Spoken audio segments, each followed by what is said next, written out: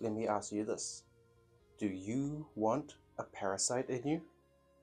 So I thought I'd start a series to sort of review things that I've learned from a long time ago because I'm getting back into it.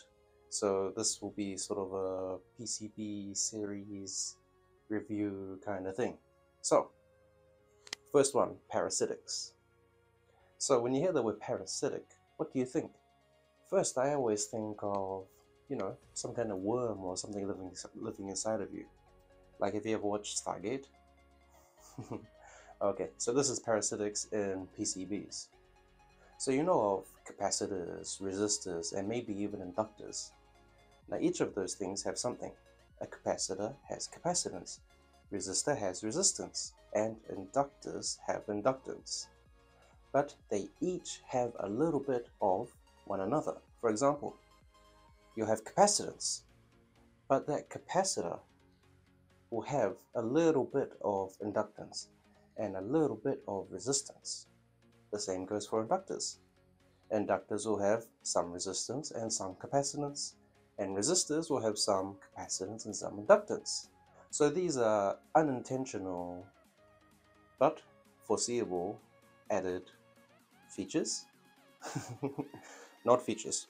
So these added extras are called parasitics.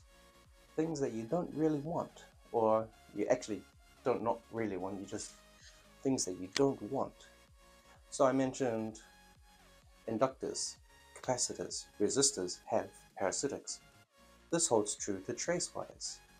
Trace wires, as you may or may not know, have a few purposes. One, it may be to carry data or data. Another, to carry electricity. So one way how we deal with them is to keep the traces short. So some PCB datasheets may explain to you that when you build a circuit around the IC, there may be notes that say, when adding components to this IC, you should have them as close to the IC as possible to avoid any parasitics. And sure, there are other ways to help mitigate these parasitics, like maybe you can add a capacitor to the line, or extra resistance or inductance to try and mitigate these unwanted but foreseeable parasitics. Sure, you may be able to get away without adding any extra capacitance, resistance, or inductance to your circuit to help mitigate the parasitics, but you might not get the exact functionality that you need. For example, maybe an IC requires a certain resistance input for programming, and if that resistance input varies too much, then the programming of the IC may also vary too much. It could result in 1 volt output, 10 volts output, something like this. Anyway, you can always refer to the manufacturer's datasheet. They sometimes include a sample or layout design in the datasheet, which you can follow, but I wouldn't always follow it directly because it may vary from different use cases.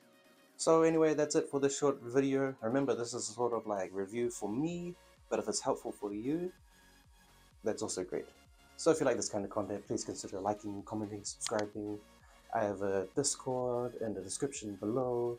If you join a Discord, you can find some added extras, some outtakes, or you can just have a more one-on-one discussion with me there, because for some reason, when someone comments on YouTube, I don't always get the comment straight away. It comes up like hours and hours and hours later. Whereas Discord is just like that, and everybody's always got their phone on them. So, thank you, and see you later.